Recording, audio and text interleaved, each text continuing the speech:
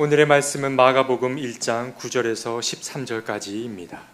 그 무렵에 예수께서 갈릴리 나사렛으로부터 오셔서 요단강에서 요한에게 세례를 받으셨다. 예수께서 물속에서 막 올라오시는데 하늘이 갈라지고 성령이 비둘기같이 자기에게 내려오던 것을 보셨다. 그리고 하늘로부터 소리가 났다. 너는 내 사랑하는 아들이다. 내가 너를 좋아한다. 그리고 곧 성령이 예수를 광야로 내보내셨다. 예수께서 40일 동안 광야에 계셨는데 거기서 사탄에게 시험을 받으셨다. 예수께서 들짐승들과 함께 지내셨는데 천사들이 그의 시중을 들었다. 이는 하나님의 말씀입니다. 좋으신 주님께서 주시는 위로와 소망과 새롭게 하시는 은혜가 저와 여러분 위에 함께 하시기를 빕니다. 오늘은 새해 첫 주일입니다. 시인 신동엽은 새 아침은 이란 시에서 새해는 산 너머에서 새가 떴다고 오지 않고 달력이 바뀌었다고 오지 않는다고 말했습니다. 새해는 너와 나의 대화 속에 그리고 우리의 눈빛 속에서 온다고 말했습니다. 무슨 말일까요? 참된 새로움이라고 하는 것은 너와 내가 나누는 대화가 새롭게 바뀔 때, 그리고 우리가 서로를 바라보는 눈빛이 바뀔 때 찾아온다는 말일 것입니다. 그러고 보면 우리가 서로 나누는 대화는 너무 서로에 대한 존중이 없는 대화였을 때가 많았고, 또한 우리가 서로를 바라보는 눈빛은 온기 없이 차가운 눈빛이었을 때가 많습니다. 그랬기에 더 나은 세상으로 한 발도 내딛지 못하고 늘 제자리 걸음을 걸었던 것이 아닌가라는 생각을 해보게 됩니다. 2025년 새해는 우리의 대화가 서로를 좀 더 존중하는 대화가 되길, 그리고 우리가 서로를 바라보는 눈빛이 좀 더 온기 있는 눈빛이 되길 소망합니다. 제주항공 여객기 참사가 일어난 지 일주일이 지나가고 있습니다. 그러나 그 충격과 아픔은 잘 가시고 있지 않습니다. 그런데 일부의 사람들이 항공기 사고의 희생자들과 유족들을 모욕하고 비방하는 그러한 글들을 온라인에 적지 않게 올리고 있다고 합니다. 이런 말들이에요. 돈 이야기, 그리고 희생자를 희화화하는 이야기. 저는 그 글들을 읽었습니다만 차마 제 입으로 전달할 수 없을 정도의 그런 참혹한 말들입니다. 경찰이 조사에 나섰고 또 많은 게시물들을 삭제했고, 심각한 경우들은 입건하여서 수사를 시작했다고 합니다. 어떤 에게는 하늘이 무너지고 땅이 꺼지고 그를 대신해서 자기가 죽고 싶을 마음이 들 정도로 괴롭고 힘든 일이 일어났음에도 불구하고, 그 어떤 이에게는 그 일이 그저 자기의 재미거리, 장난거리가 되는 것입니다. 그런 뉴스 보도를 보면서 이런 생각이 들었습니다. 인간이 인간에게 어떤 존재인가, 참 인간이 악하다라는 생각을 하게 되었습니다. 그리고 온 국민이 참사의 충격과 아픔 가운데 있는 때, 지난 금요일 불법 비상계엄의 피의자는 수사를 거부하더니 결국엔 체포에도 무력을 동원해서 거부했습니다. 그 누구보다도 법을 잘 지키고 수호해야 될 사람이 법 위에 군림하고 본인이 법보다 더 높은 존재임을 드러내고 있습니다. 참담했습니다. 한 사람 때문에 우리나라가 어디까지 망가지고 무너져야 하는 것인가? 우리나라가 많은 피땀을 흘리며 지켜온 자유민주주의가 이것밖에 되지 않은 것인가? 라는 생각이 들었습니다. 계엄이 선포됐던 지 벌써 한 달이 지나가고 있습니다. 엄격한 법 처리로 이 사태가 빨리 정리되어서 우리 한국 사회가 조속히 안정을 되찾을 수 있길 간절히 소망합니다. 내일 1월 6일은 교회력으로 중요한 절기 중에 하나입니다. 무슨 절기일까요? 주현절입니다. 주인 주자에 나타날 현자 써서 주현절이라고 합니다. 예수 그리스도께서 당신의 모습을 세상에 처음으로 드러내신 날이라는 의미가 있습니다. 그런데 교회 전통에 따라서 이 주현절에 강조하는 바가 서방교회와 동방교회가 조금씩 다릅니다. 서방교회에서는 동방박사들이 아기 예수님을 처음 본 날로 이 주현절을 기념합니다. 그런데 동방교회에서는 예수 그리스도께서 세례 요한에게 세례를 받기 위해서 나오신 그 날로서 이 주현절을 기념하고 있습니다. 그래서 서방교회에서는 이 주현절에 어떤 행사들을 치르냐면 동방박사의 복장을 한 사람들이 큰 악단과 함께 거리에서 퍼레이드를 진행하기도 합니다. 동방교회에서는 예수님 세례 받으심을 기념하기 위해서 큰 행사를 치르는데 동방교회들은 주로 그 구러시아와 이제 그리스 지역에 있는 교회들인데 우리나라보다 훨씬 북쪽이죠. 그래서 겨울이면 무척 춥습니다. 요맘때니까.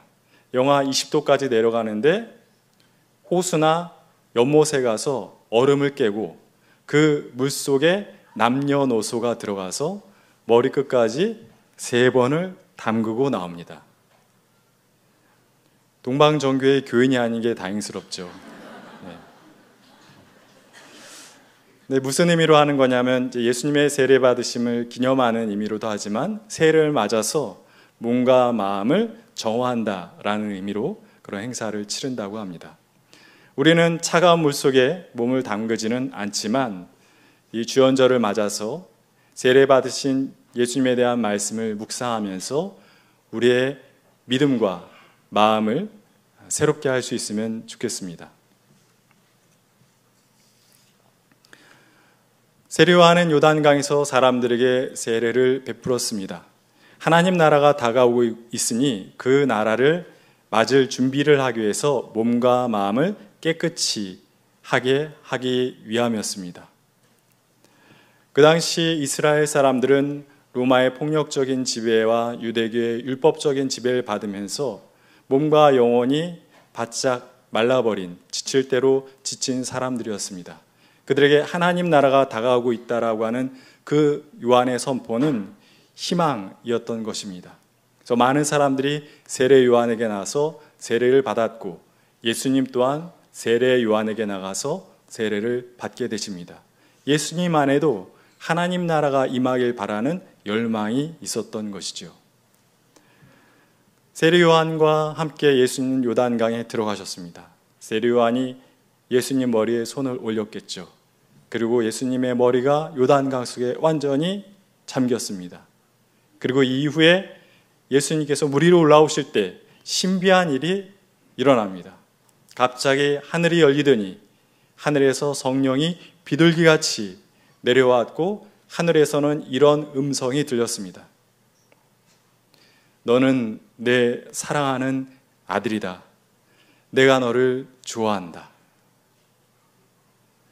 당신의 아들이 이제 본격적으로 공생애를 시작하시기 전에 당신의 모습을 세상 사람들에게 보여주신 그 순간을 하나님이 그 축복으로 기념하신 것이라 생각할 수 있을 것 같습니다.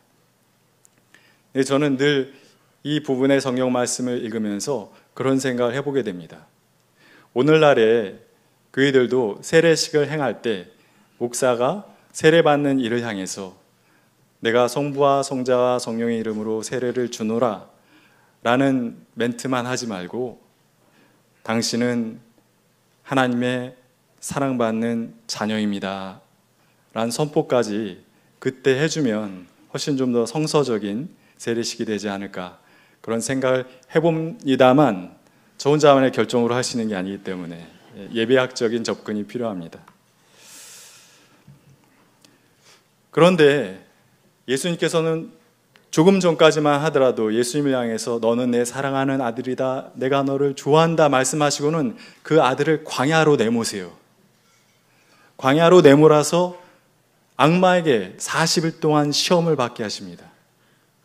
마가복음 속에서는 예수님께서 그 악마에게 받은 시험이 무엇인지 자세히 나오지 않지만 마태복음과 누가복음에는 예수님께서 악마에게 3가지 시험을 받았다라고 이야기하고 있습니다. 첫째, 네가 하나님의 아들이라면 돌로 떡을 만들어 보아라. 네가 하나님의 아들이라면 저 높은 성전 꼭대기에서 뛰어 내려보라. 네가 나에게 절을 하면 내가 가지고 있는 세상 모든 권세와 영광을 너에게 주겠다 이야기합니다. 악마의 3가지 시험과 유혹에 담겨있는 하나의 의미를 살펴보는 것도 중요합니다만 또 하나 중요한 것은 악마가 예수님을 시험할 때 그 앞에다가 붙인 말의 의미입니다. 네가 하나님의 아들이라면 이렇게 해봐라. 네가 하나님의 아들이라면 저렇게 해봐라 라고 이야기했습니다. 지금 악마는 뭘 하고 있는 겁니까? 예수님이 하나님께 들었던 소리, 너는 내 사랑하는 아들이다 란 그 소리를 지어내려고 하는 거예요. 네가 하나님의 아들이라고? 그럼 이거 해봐. 네가 하나님의 아들이라고? 저거 해봐. 못하지? 넌 하나님의 아들이 아니야. 너는 그저 배가 고프면 밥을 먹어야 되는 연약한 인간일 뿐이고 너는 그저 다른 인간들처럼 높은 곳에 서고자 하는 평범한 인간이고 부귀영화를 누리고 싶어하는 욕심 많은 인간일 뿐이야 라고 하는 것을 예수님 스스로가 당신 내면에 새기도록 악마는 예수님을 시험한 것입니다.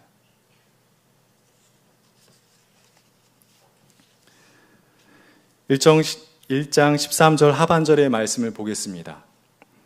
예수께서 들 짐승들과 함께 지내셨는데 천사들이 그의 시중을 들었다.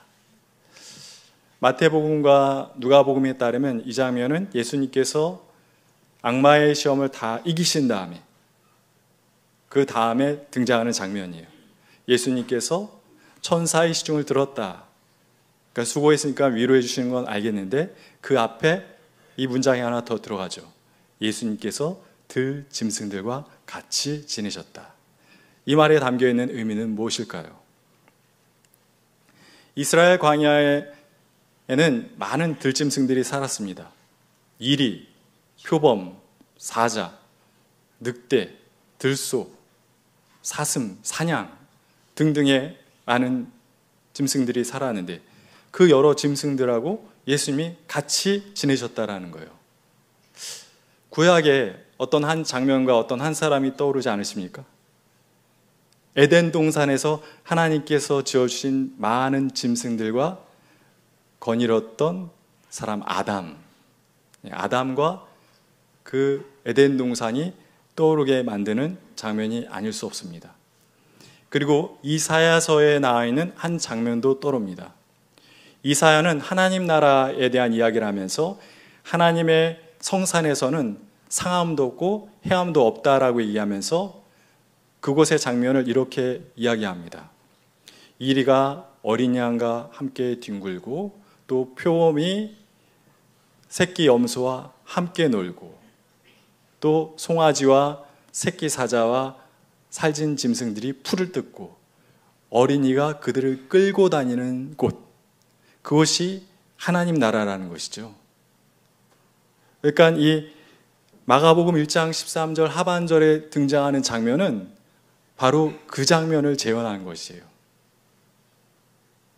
하나님이 다스리시는 에덴 동산 하나님 나라가 이제 공생애를 시작하셔서 세상에 나가서 사람들에게 하나님 나라 사역을 하실 예수님을 통해 이루어질 것이다 라는 것을 보여주신 겁니다.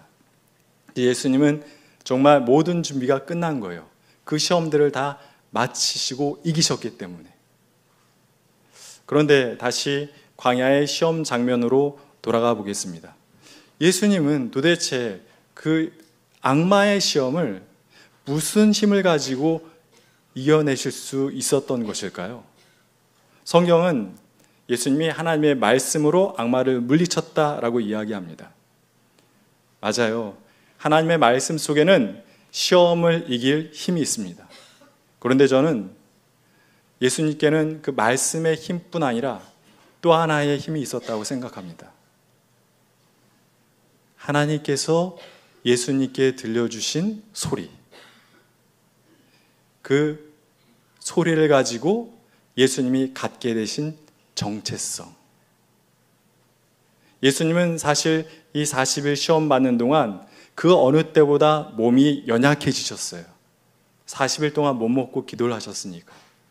그런데 몸은 연약해졌지만 그 40일 광야 시험을 통해서 더 단단해진 것은 바로 그거죠. 하나님이 당신에게 들려주신 소리, 그리고 그 소리를 통해서 예수님이 갖게 되신 정체성.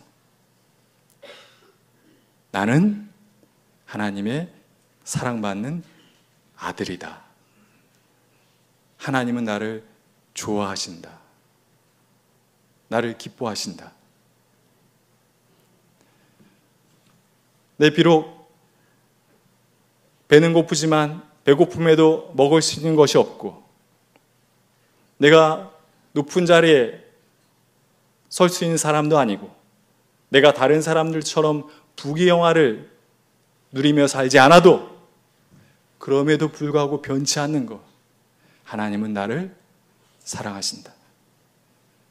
그럼에도 불구하고 나는 하나님의 아들이고 하나님이 나를 기뻐하시는 자다.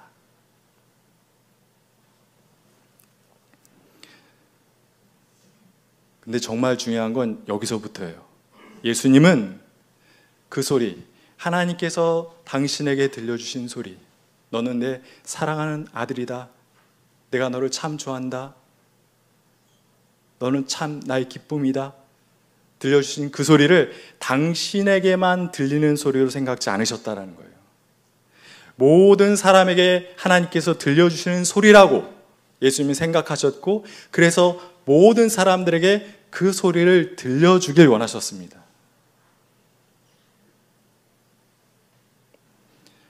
그 당시 이스라엘 사람들은 로마에 의해서 세금의 수입원, 노동력의 사람들로밖에 여겨지지 않았어요. 소모품이었습니다.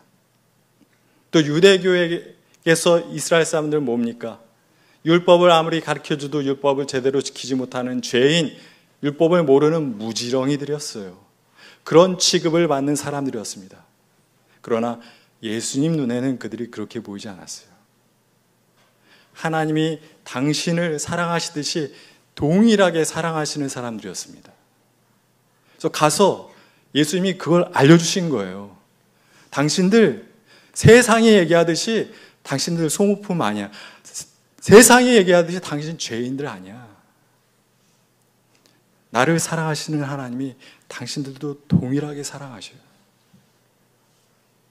나를 기뻐하시는 하나님이 당신들 동일하게 기뻐하셔요. 근데 예수님은 그걸 말로 하지 않으셨어요. 그들을 하나님의 사랑으로 사랑해 주심으로, 하나님이 그들에게 주시고 싶은 것을 주심으로,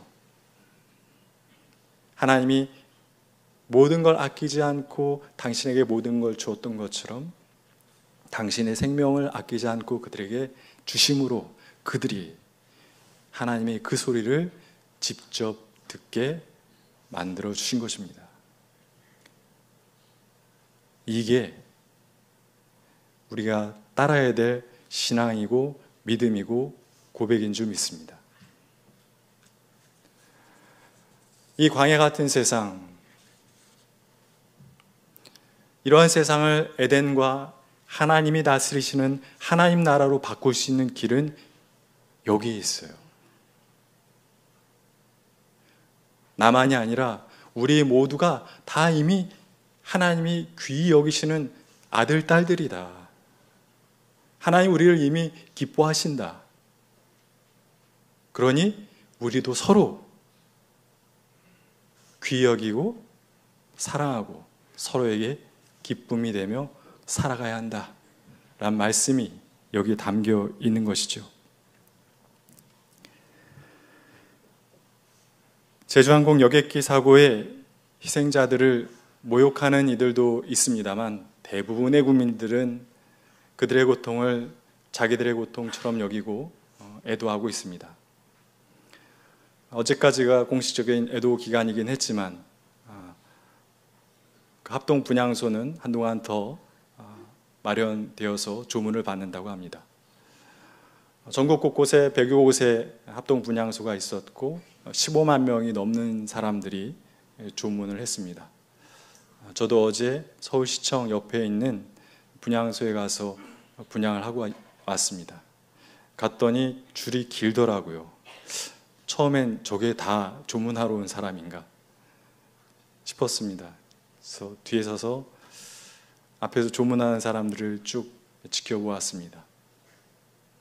일어난 일은 참 슬픈 일이지만 저 사람들은 참 고맙다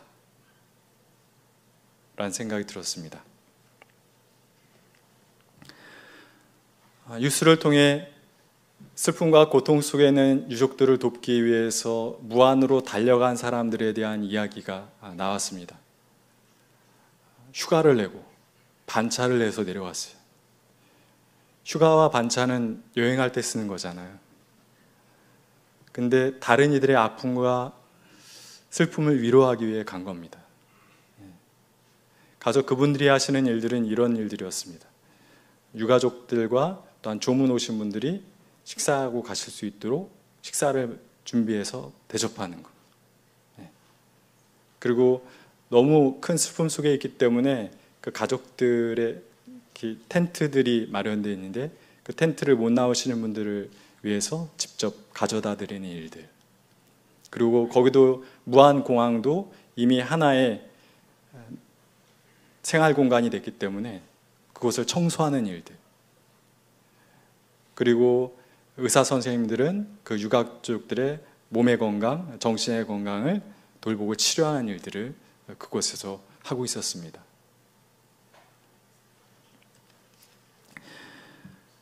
직접 마이크를 들이대면서 왜 이 먼 곳까지 와서 이런 일을 하시냐라고 물었습니다.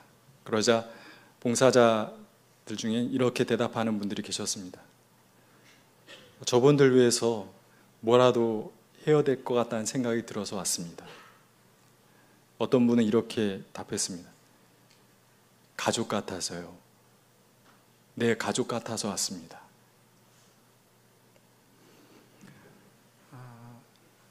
유가족 대표단은 이런 말을 하셨습니다. 너무 고통과 슬픔이 커서 날이 어떻게 오고 가는지 모르지만 우리들을 위해서 국민들이 보여주신 그 마음은 말로 표현할 수 없이 감사하다고. 새해가 시작되었습니다. 신동엽 시인의 말처럼 새해는 그냥 1월 1일이 되었다고 또 달력을 바꿨다고 찾아오지 않습니다. 우리가 바뀌어야, 우리가 새롭게 바뀌어야 새날이 오는 것입니다. 우리가 살아가는 세상은 여전히 늘 광야에 가깝습니다.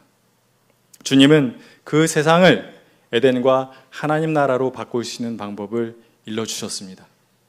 하나님께서 우리에게 들려주신 소리, 너는 내가 사랑하는 자녀다. 내가 너를 좋아한다. 그 소리를 마음 깊이 새기고 세상의 많은 유혹과 시련을 넘어서는 것, 그리고 거기서 끝나는 것이 아니라 세상이 부여해 준 그릇된 이름에 짓눌려 살아가는, 정말 광야를 살아가는 것 같은 그러한 사람들에게 다가가 하나님께서 그들을 호명하시는 호명, 바른 호명으로 그들을 호명해 주는 것. 그래서 그들로 하여금 새로운 정체성을 가지고 살아가도록 돕는 것이 우리들이 해야 할 일인 줄 믿습니다. 우리가 그렇게 살아갈 때 광야는 에덴과 하나님의 나라로 바뀔 것이고 진정한 새날이 올 것입니다. 그러한 마음으로 하나님께서 우리에게 부탁하신 일을 감사함으로 감당하는 청파의 교우들이 되길 바라고 이 시대의 믿음의 백성들이 되길 주님의 이름으로 간절히 기원합니다. 주신 말씀 기억하며 거듭의 기도를 드리겠습니다. 새해 새날을 주신 주님께 감사를 드립니다. 하나님, 우리의 마음 깊은 곳에 우리의 이름표처럼 새겨져 있는 소리가 무엇인지를 살펴봅니다. 사람들이 부르는 호칭들과 사회적 직함과 세상이 우리의 외형만 보고 붙인 이름표들이 보입니다. 그러나 하나님께서 붙여주신 이름표가 잘 보이지 않습니다. 예수님을 향해 너는 나의 사랑하는 아들이다, 내가 너를 좋아한다 말씀해 주신 하나님께서 우리를 향해서도 그렇게 말씀해 주셨음을 믿습니다. 하나님이 우리를 사랑하는 자녀라 부르셨으니 하나님의 사랑받은 자녀답게 살아가게 하옵소서. 그리고 우리만이 하나님의 사랑받은 자녀가 아니라 모든 이와 모든 생명이 하나님의 사랑받은 자녀임을 잊지 않고 살아가는 우리가 되게 하옵소서. 예수님께서 직접 이 광야 같은 세상도 하나님의 나라가 될 수 있음을 보여주셨으니 우리 또한 그렇게 살아 이 땅에 하나님의 나라를 이루며 살게 하옵소서. 이 모든 것을 우리 주 예수 그리스도의 이름으로 기도드립니다. 아멘.